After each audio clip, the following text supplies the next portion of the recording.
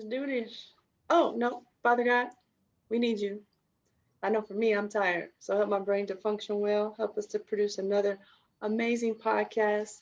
Help build our audience, not just for the sake of our branding, but for the sake of more ladies being blessed and making good choices in their life.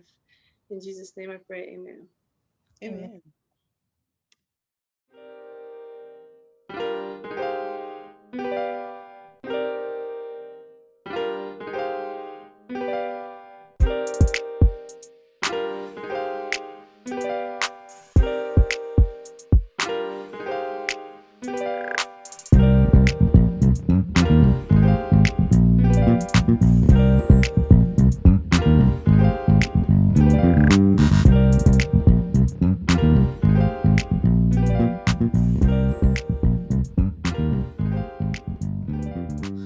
Welcome to the Fly Girls podcast, where we're keeping it real, we're keeping it live, and we're keeping it fly. This podcast is all about goals, relationships, and college life, of course. And it's the Black woman's take on being fearless in the pursuit of a successful and full life. My name is Kessiana, go by Kess. And I just want to ask everyone, since we did this last time, what is your second favorite breakup song? Now, mine, of course, the Beehive just is always within me. so, so my second favorite would be Kitty Cat by Miss Beyonce. Okay, she says, on top of you not calling me back, you see, I bet you think it's all on track and you acting like it's all of that. I'm not feeling it. I'm not feeling it. Let's go, little kitty cat. I think it's time to go. He don't want no more. Obviously, he don't want no more. The way he acting. So we out. I just want to Me know, and the kitty cat. I want to know, do you know any other artists? No. Yeah, yeah, I know plenty. I just, when we talk about favorites, the favorite. Ooh. Well, I love that song too. But I mean, last week I talked about Back on My BS. And that's kind of like my second phase of when I have a breakup. That's like okay, I need to get myself back together. But like that first stage when I'm like a sad girl and I'm just hurt, my favorite song is Broken Hearted by Brandy. It's just, it just like gets to my soul. Brandy is so great. And it goes, though I'm lonely, broken hearted, life's not over. I can start again. No, I'm lonely, Lonely, hearted, hearted. hurting. Thing to get over. I You just love. better sing, Sid. Whew, that's my song. Woo! I could tell. Well, Mar, what's your favorite song? My second favorite breakup song. So I haven't had the opportunity to use this yet, which I guess is good. But it would probably be off Meg's latest album. It's What's New. I don't know if y'all have heard it, but it's like tell a hater what's good. And I just love the vibes and like any type of like I'm the baddest in the room type song after a breakup. Like I feel like that's what you need. It's like I don't need him to tell me I'm great and I'm bad. Like I'm gonna tell me in the mirror. Period. Period. So that's my song or whatever. But Yeah. Tiffany, what's yours? Well, I think I'm gonna let y'all choose. I'm gonna give y'all a couple options. So I really think that the the queen of the breakup song just a few years ago was Keisha Cole, because I felt like every song she sang was about a breakup. So I have two favorites. I have I Should Have Cheated, Mm, and the other one is Trust and Believe. So which one y'all want to hear today? I should have cheated. Okay. Oh, I want to hear Trust and Believe. I know. You Maybe better sing it. I'll do a little mashup. So Match it up then. the cheated goes, I might as well have cheated on you. As much as you accuse me of cheating, I might as well have lied to you. As much as you accuse me of lying. So that's that. And then trust and believe. Woo, you gotta wait. Me. And Ready, then get ready. he should be hitting that note. All right. So here we go. Don't y'all judge me. Trust and believe me. You're gonna need me. Trust and believe me. And that's it. That's all I got. I'm tired. She'll never be. Yes. Oh, wait, can I talk about how you hit that trust though, that TR? You came in on that TR. I came in heavy. Real heavy. Trust. It was like a trust. Hilarious. Okay. Okay. What's your favorite? Yes. So another song. Last week I talked about the song that I boo-hooed on. This next song that I boo-hooed on again was let me get my vocals together. I know our listeners are like, I didn't sign up for no music class. But that's okay. We're giving it to you. It's a little bonus with the Fly Girls podcast because we love to sing. Is Brian McKnight's Do I ever cross your mind anytime? Do you ever wake up reaching out for me? Do I ever cross your mind anytime? I miss you. Woo! Yeah. BK. I see your pictures on the wall. And I'm gonna Yes. stop right there, but that song right there. Thais, you didn't see it, but Tiff was your background dancer. She Yeah. was. Was. Reaching out for me, honey. I was back there. Mhm. We all had it. I Thank love you for Brian. having my back. Yes, love Brian. Mhm. Sorry, y'all. We on Zoom and we like to talk together. So if you get a little muted, if you hear some nothingness, that's because we all talking at the same time. But you know how Black folk do. So, anyways, we're gonna keep it going. I love all of those songs, and that takes us right into our topic, which last week it was breaking up part 1, where we talked about how do you know it's time to break up. It's called a breakup because it's broken. We talked about what are the telltale signs, and when it's time to just get out because you don't want to stay in there too long and it ends up worse than it needs to be, right? So today we're moving on. We're talking about breaking up part 2, more so with what happens after the breakup, closure and moving on, and what does it look like to move on, and what if I can't move on, right? And Tiffany asked an amazing question right at the end of the last one. And I was like, hold up, Tiffany, you taking us into part 2. She's like, oh, my bad. So we're going to bring her back to start the conversation off.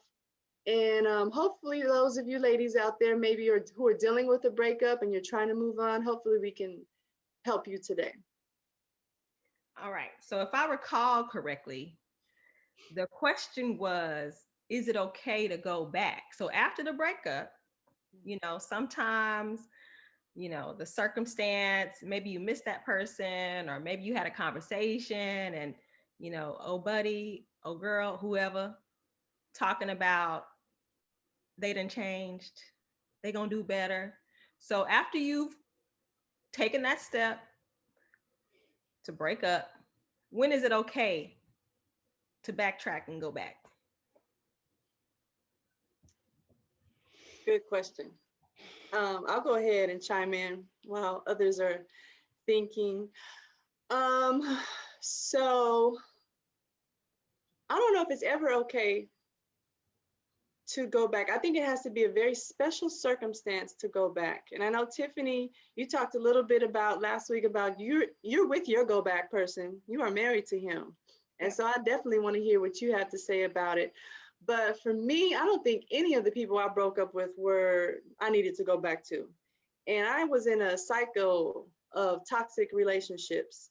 And so last week I talked about that one, I told you all the one story about well, not last week, but in part one, the story about the guy when we broke up. It wasn't a verbal thing. It was just he he hit me and threw me up against a wall, and I was left stranded on the middle in the middle of the night in his city because I couldn't get back into his apartment and I didn't have a car, and I had to call my dad in the middle of the night on the payphone to come pick me up, which was humiliating, embarrassing, and I was very ashamed to do that. But of course, my daddy came. He didn't ask me any questions. He picked me up, drove me all the way home. He never said what happened, Thais. He just picked me up, which is, ooh, I hold that close to my heart. Um, but that guy, we continued to kind of like talk to each other even after that tumultuous breakup. You know, it was never said, hey, we're broken up. But after that incident, it was like, this is obvious. This is clear. We're not together. But after several months, I couldn't let go of him. And I think he was still in my system, and I must have still been in his system. So we would hook up every now and again. And we wouldn't have sex, but we would go to the movies or we go to dinner. And I would just hold on to those times, hoping that maybe we could get back together. Even though I knew he was no good for me, but I couldn't get him out of my system, right?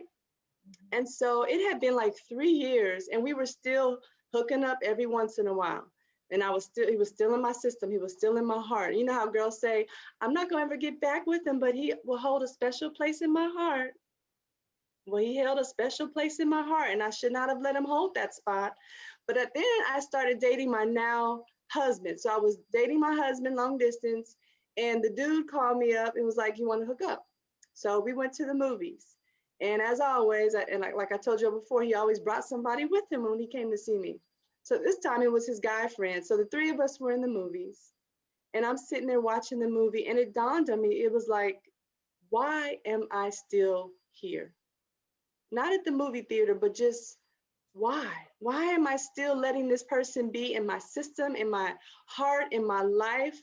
I met somebody wonderful, and it shouldn't have to do with the next person, but I had somebody wonderful I was dating, and I was like, but I'm still holding on to this. And so I whispered to him, I was like, excuse me, I have to go to the bathroom. So I got up from the movie, went to the bathroom, which I really didn't do.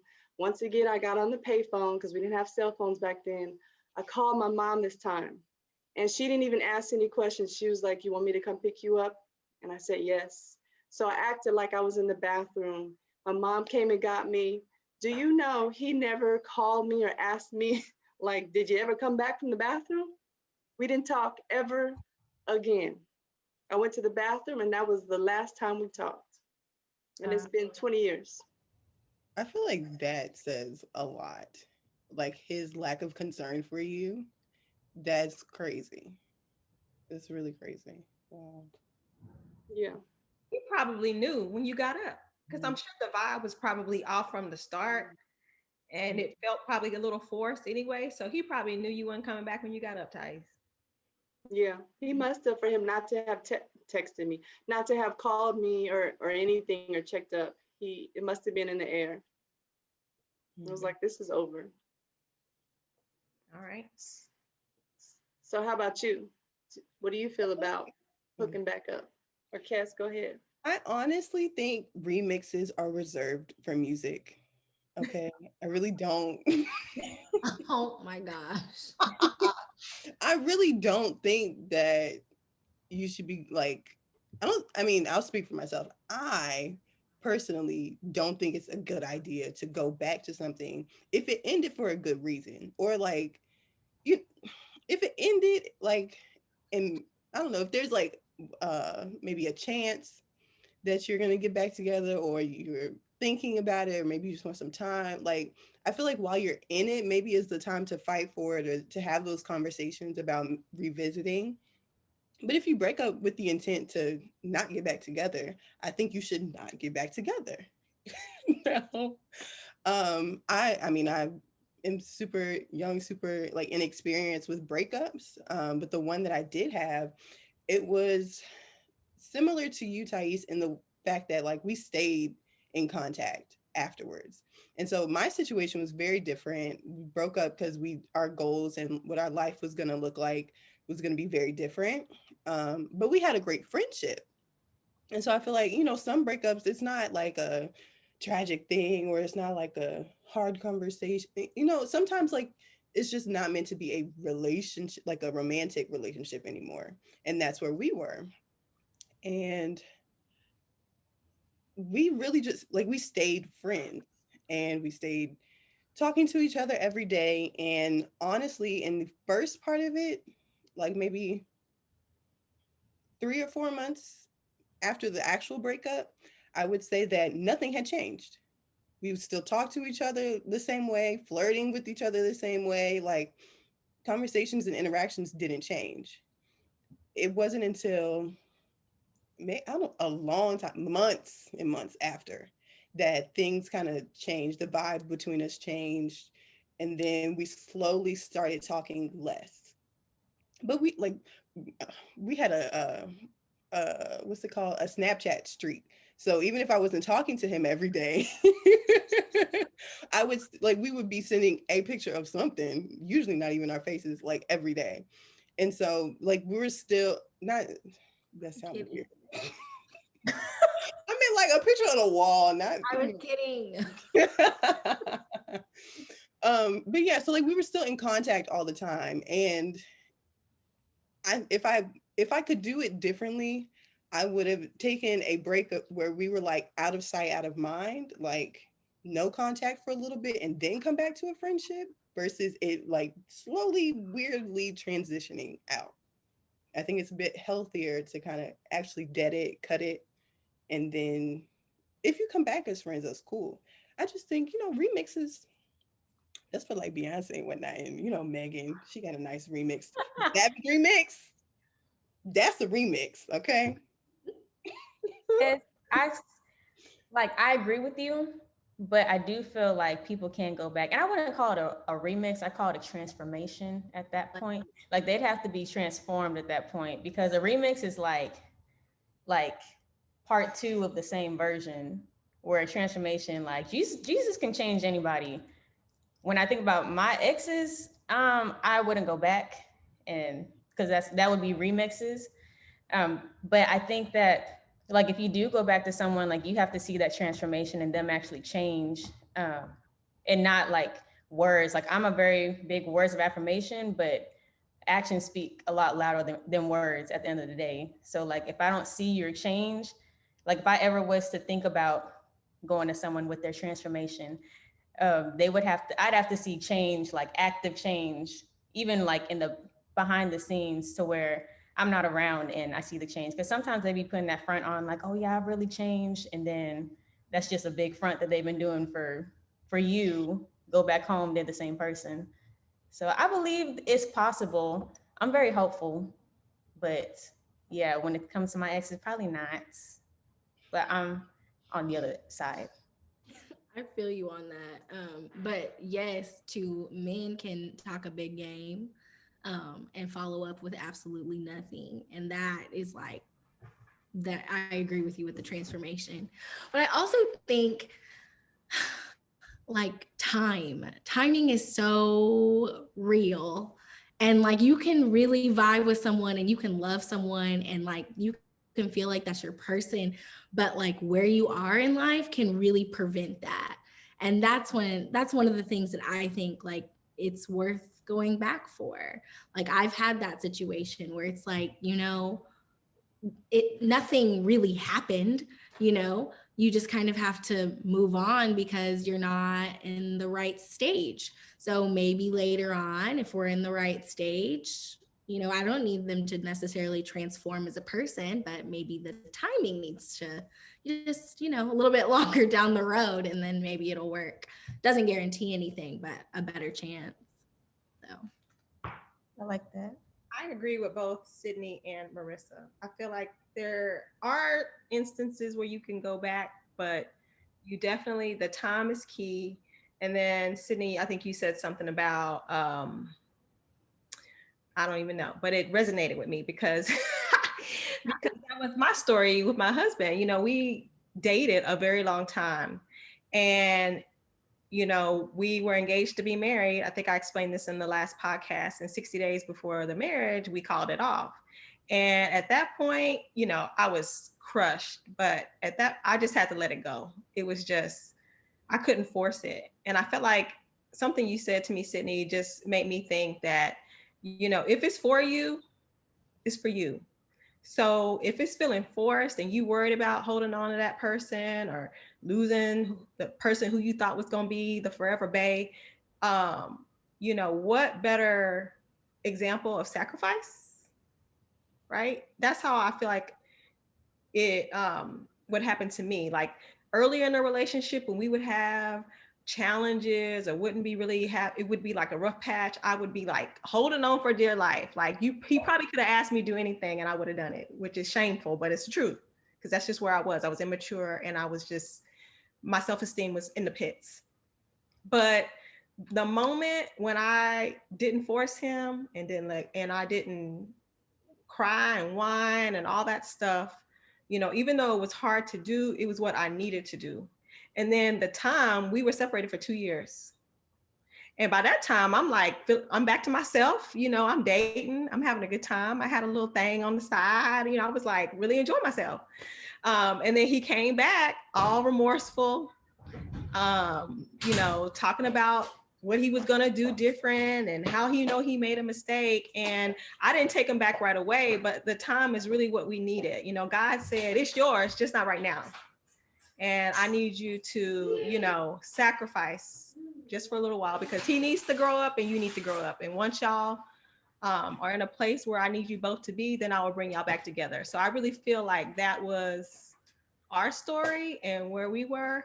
So I do feel like God can really change people. That's what you said, Sydney, that God can change people. I love that. That's good stuff, y'all. So what about, you said something, Tiffany, about, holding on and forcing the relationship.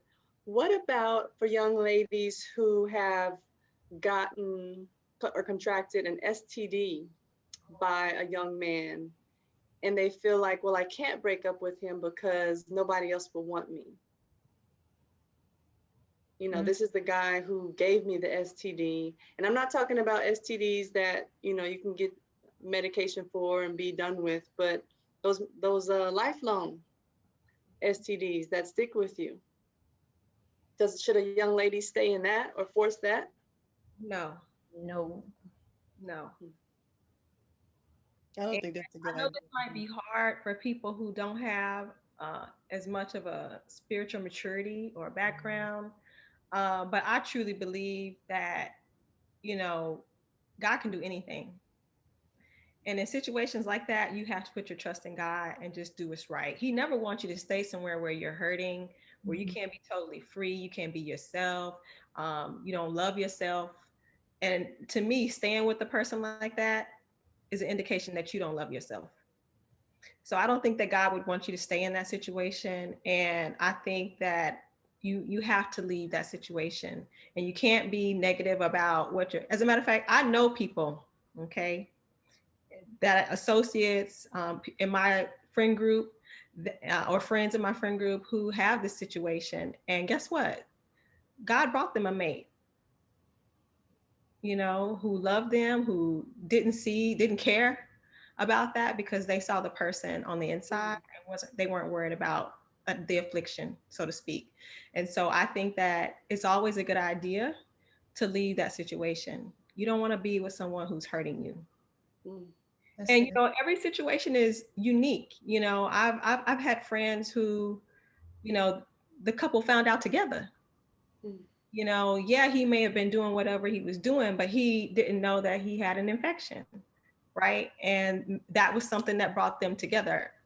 So I think the situation is different for everyone. But if you're definitely in a place in a toxic, unhealthy situation and you're staying because you've contracted a venereal disease, no, sis, get up, dust yourself off, and move on. And just put your trust in God. Do what it is you're supposed to do to build up yourself. And I know, because I'm a witness, God will bring you exactly who you're supposed to be with, who won't care, who will love you regardless. And you just have to believe that. That's beautiful, Tiffany. Thank you for that. I believe that too. So what about you break up, right? But how do you move on? Like those are, it's hard sometimes. Sometimes it's easy. So I talked about the guy last week where when I broke up with him and he ran behind the car, I was like, bye. I hope you don't get no exhaust in your face. So that was really easy. But then there's those other ones where you're the one running behind the car. Um, so how do you move on? Anybody have some methods, some ways? What have you done?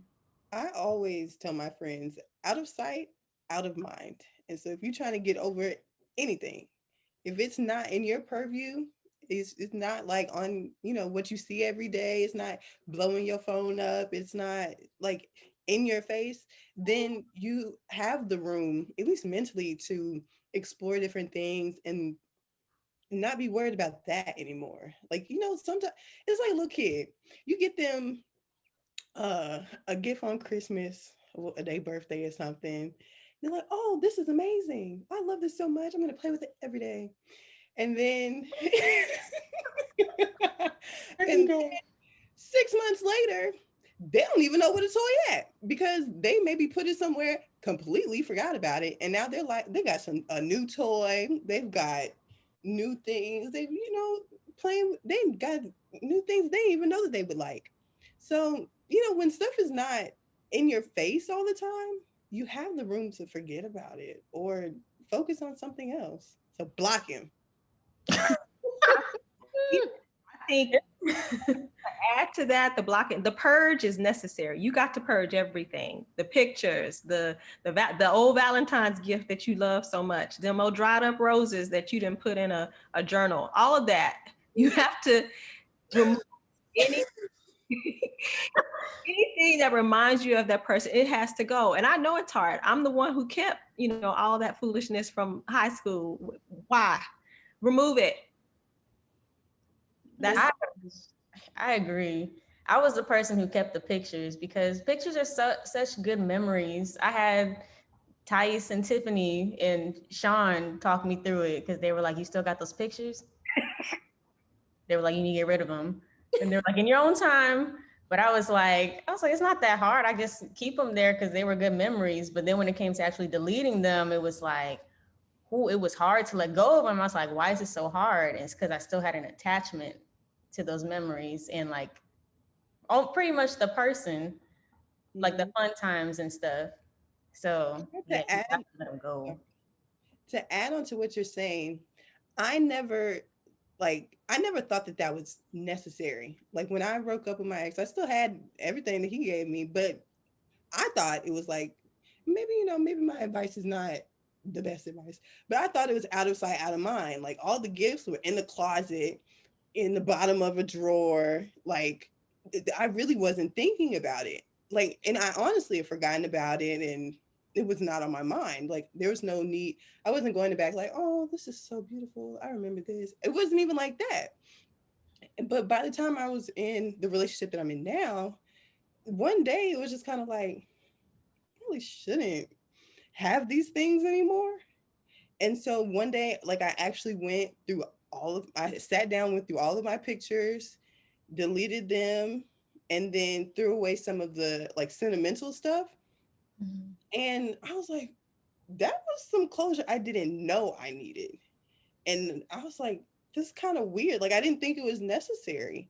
And then on top of that, I felt like I was choosing the guy that I'm with now. Like Mhm. completely separating myself from the tangible things from the past made me feel like I was really choosing what I have now. So I was like, Mhm. I don't know, a weird but interesting feeling. That's great. I love that, Kes, because I think about this analogy about leaving a job, right? When you get a new job, you don't be saving, you don't take their stuff, the stuff, you leave that stuff. You take with you the lessons, the experiences to the next thing. But all that other stuff, you leave that. You don't be taking that with you.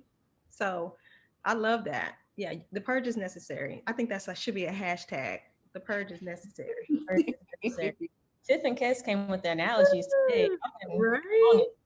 it. That's real. That's how I knew one time when I was really done.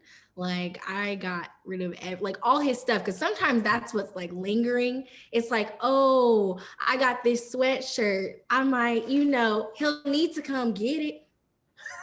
Like, you know what I mean? Like you leave just like a thing or two.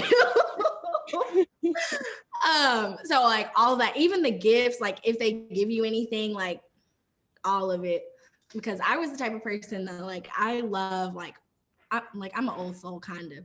So I love like the tangible pictures, like who prints out pictures anymore, right? And I thank you. Yes, me too.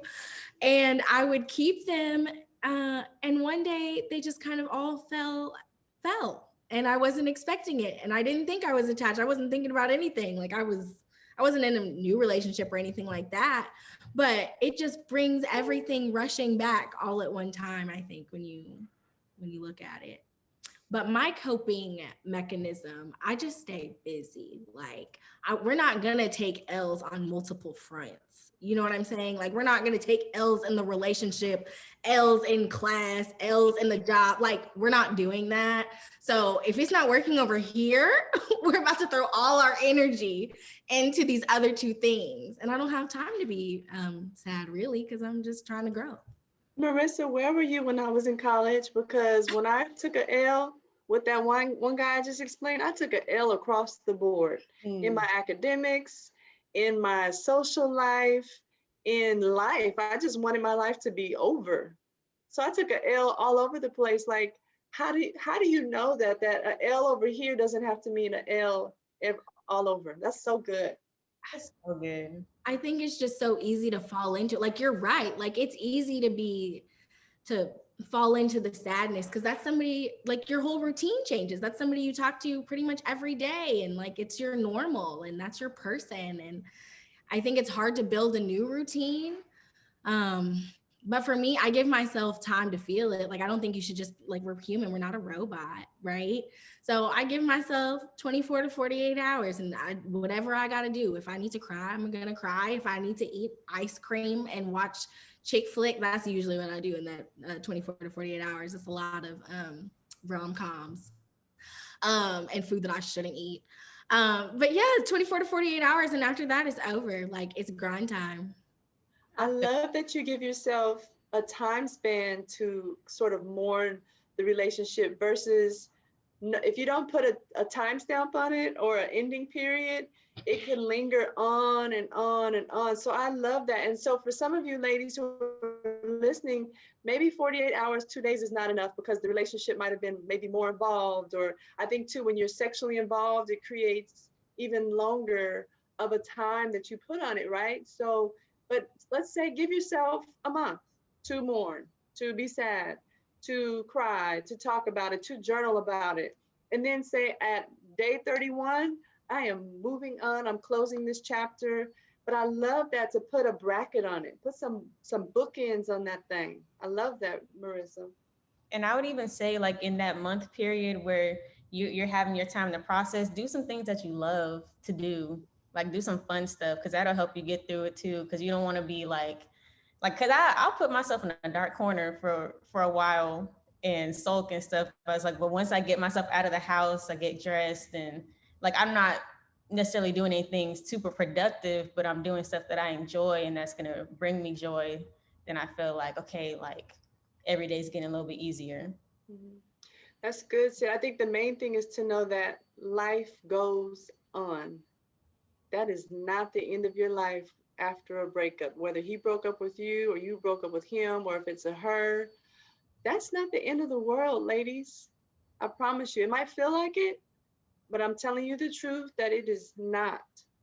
So I love the tips that are coming out right now. And I want to know, do all relationships require closure, or some just they end and that's it? And what does closure mean? Like, I think we've talked about different forms of closure for you all, but what does closure actually mean? And when is it You know, required? my first reaction was like, no, closure is not always necessary. I think sometimes it is, sometimes it's not. But then I thought about it, and I think it might always be necessary, but it shouldn't always look the same. And I Mm. think the case that I was thinking of was like closure on your own. It's one thing I learned, and it wasn't even in a romantic relationship. One thing I learned was that when you're ready to heal, it doesn't mean that that other person is also ready to heal. And so you may have, it may suck, but you may have to feel your feelings and deal with them and learn from them on your own. And so maybe closure sometimes looks like you maybe acknowledging some bad things in your that relationship and saying like, this is what I want to do differently, or this was good, maybe this was like something good that I was doing, let me keep doing this, or like learning from it in some way. I think that's another form of closure, because the other person may not be ready to apologize. They may not be ready to acknowledge their part in something that hurt you. So it may have to happen on your own, and that is hard and it sucks, but it's also necessary. Mute, Tiffany. You're muted, boo. I have a very narrow perspective on closure. Just speaking from my own experience, whenever I would say that I needed closure, it was for me to get in front of that person and to see if something was still there, right? Or if there was still a window to make it work. And in that case, if you really evaluate, like, why is it you're saying you need closure? You don't need that kind of closure. You have to employ those things that Kes and Marissa just mentioned, out of sight, out of mind, stay busy, because sometimes closure and saying you need closure is sending you back into a cycle, and to me, further damaging you, because you go in there thinking like, well, maybe, it's been a few days, or it's been a month, or it's been a couple months, so maybe he or she feels different. And then you get in that space and they don't.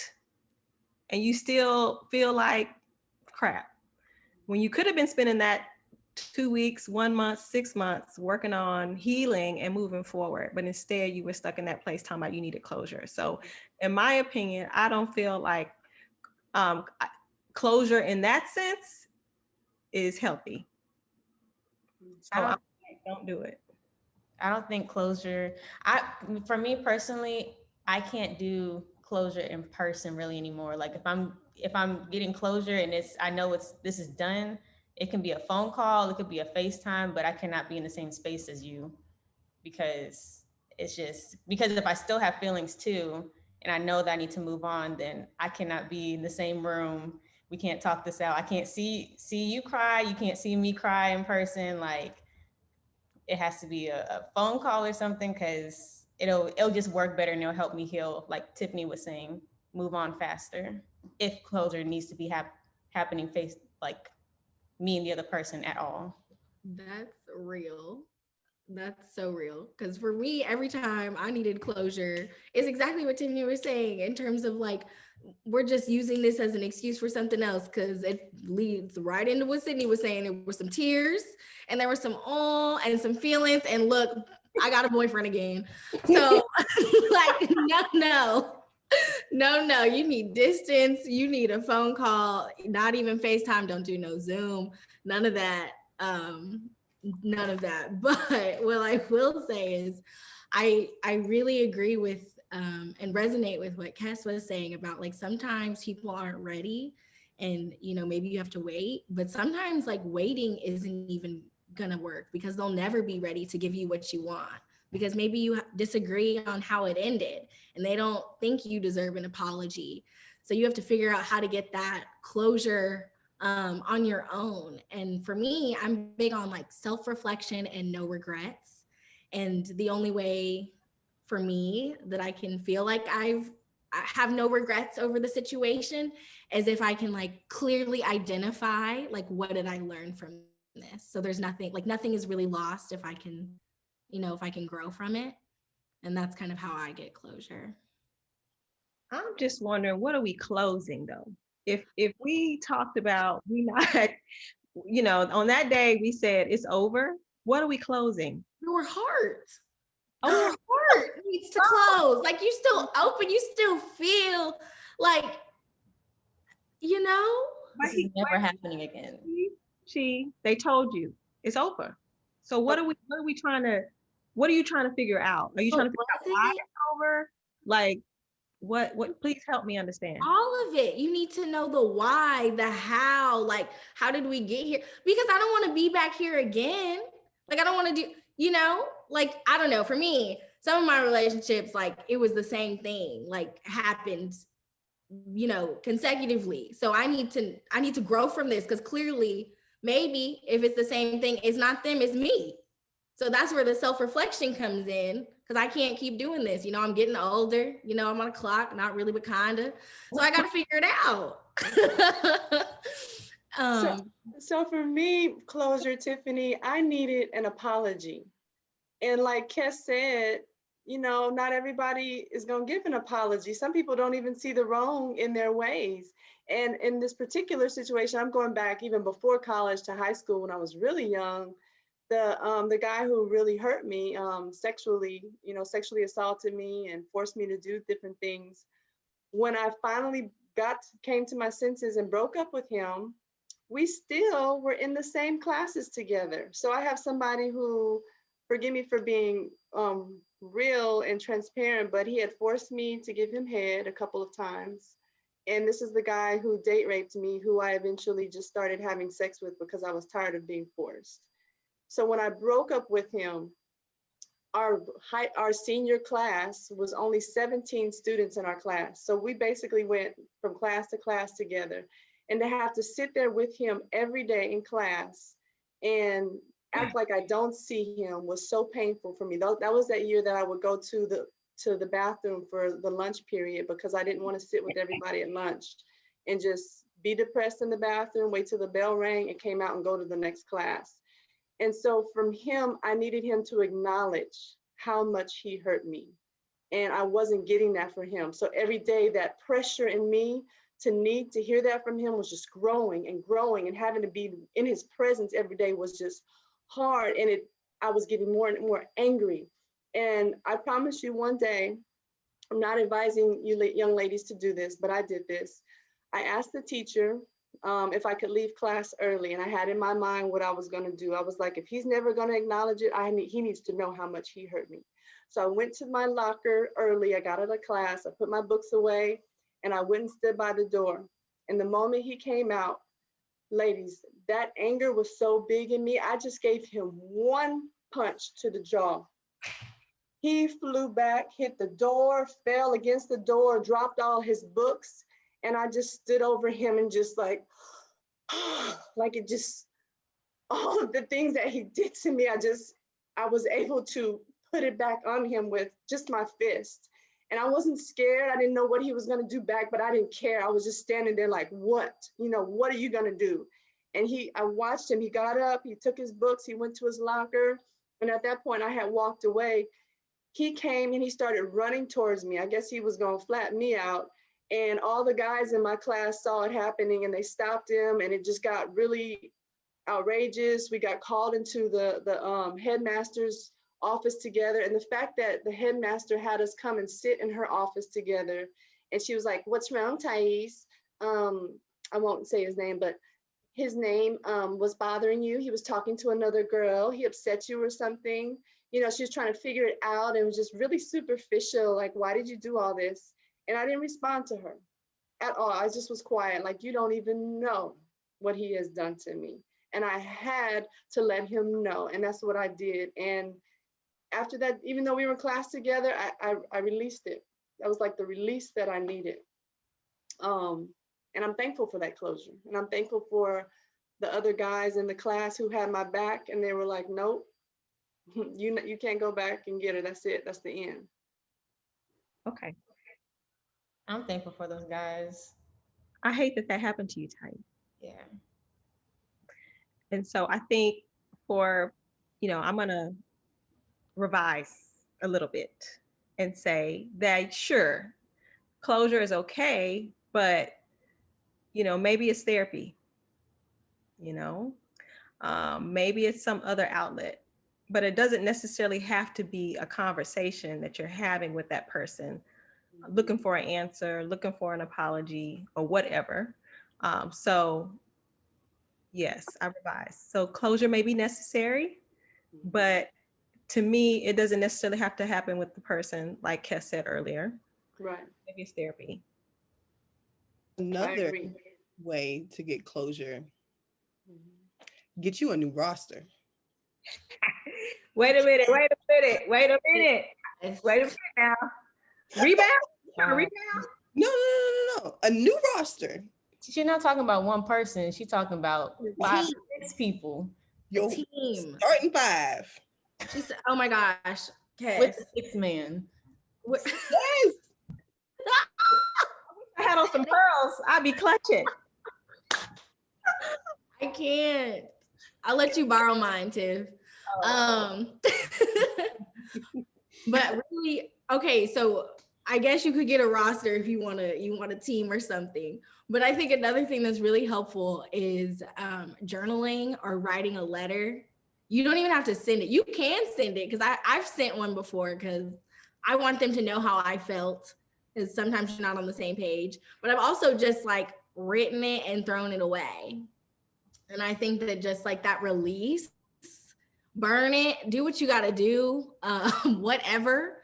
But like that release of just getting all your emotions out all on paper, like you can see it, like you feel it. I don't know. I think that that's real therapeutic. That is very therapeutic. And yes, counseling too might be necessary depending on what the nature of the relationship was like. So yes, I do love what you said about therapy. That's good. I think we have some great takeaways here today, no matter what type of relationship you were in. Um, so do we have any other things we want to offer or talk about? Okay, cool. So Tiffany, why don't you close us up and take us into our highlight? All right. So our highlight for this week, we would just be remiss if we did not do this, if we did not honor the life of Cicely Tyson, who passed away on yesterday. I was sharing with the rest of the team today that, it really broke my heart because when I was a little girl, there weren't pretty much any dark-skinned women on TV. Like Angela Bassett hadn't yet stepped on the scene. There was no Gabrielle Union. It was just Cicely Tyson. And although she was older than I was, because I lived with my grandmother, we watched a lot of old time flicks. And so she was the very first example of someone being, of a dark-skinned woman that I felt like I could relate to and see myself in. And, she didn't fit the prototype of Black women, which were, extremely fair skinned, beautiful, resembling that of a white woman. So I was just heartbroken because she was really a part of me being okay in the skin that I'm in. And so, I just wanted to give a shout out to the incomparable Cicely Tyson, and she will always be remembered and definitely missed. Auntie Cicely. There's so many things like I just remember her saying, and I remember one of them being, she said she only smiled when she really wanted to. So if she smiled at you, it was because she really wanted to. She wasn't just giving away her smiles to be polite or to make someone else feel more comfortable or whatever the case was. If she wanted to smile at you, she was going to smile. And I also watched, because it's been on Twitter ever since the news broke. I want to say Gayle King asked her, when the time comes, what do you want to be like remembered by? And she said that she's done her best. And honestly, that is just something I think we should all strive for, to always do your best and let the world know that you have done your best. And whatever that looks like, it's your best. And that's amazing just because you did it. And in that one Tyler Perry movie, she's like, and y'all gonna twerk on this land? So yes, we love Miss Tyson. That was a good. All right. I before we move on, I love a conversation she had with Tyler Perry. I'm glad you brought him up. He said he would call her and he'd ask her, "How are you doing?" And she'd say, "Well, I'm still here, so he must have something more for me to do." Mm. I said, well, hallelujah. Love it. We should all look like that. We Beautiful. should living our best, trying our best, because that's all we can really do. And that's just the word for today. If the relationship didn't break you and you still here, honey, he must have more for you to do. And you cannot waste your time, your energies, your talents on that foolishness that was meant to pass. So let's get it together. Move on. Pick yourself up, dust yourself off, and keep moving. And on that note of picking ourselves up and dusting ourselves off, we're going to get into our challenge. So, ladies, this has been like a great conversation, but really, we need to challenge you to move on. If you're in a relationship that is no longer serving you, there's no reason to stay. So, we're left with some great nuggets this week. So, we should purge out the negative things in our life. If they are bringing in anything but positivity, got to go, the trash. Also, we can do things that we love to do, DIY, whatever it is, sing a song, write, dance, whatever it is to express yourself, learn a new skill, whatever it is to keep you busy and not focused on him and the pain that he had caused. Put bookends on the sadness, give yourself the space to feel, because we're not robots and we should allow ourselves that space. And if you can't process all of this by yourself, that's okay. It's heavy. So go to therapy. Find someone. If you can't afford therapy, lean on your friends because they're a resource for you. So at the end of the day, we're really just challenging you to figure out what works for you and to protect your peace overall and know your worth. Marissa, I think you left one of the things I said off the list. I said The roster. roster. The roster. Roster. Oh my gosh. Yes. Okay, get a roster. That too. No. If it doesn't work out, blame Kes. We're not coaching that. Don't do that. Get a roster and, switch them out. Anyway, that is all we have for today. This was a lovely conversation. So many jewels, so many nuggets. I challenge you to follow up on what Marissa has said. If you have any thoughts or comments or questions, maybe you want some advice, maybe you just want to vent, hit us up wherever you can find us on social media, at fly_UT for Instagram, and fly at utexas.edu for the email. Don't forget the challenge. Be intentional about your situation, okay? And with that, ready, set, go get it.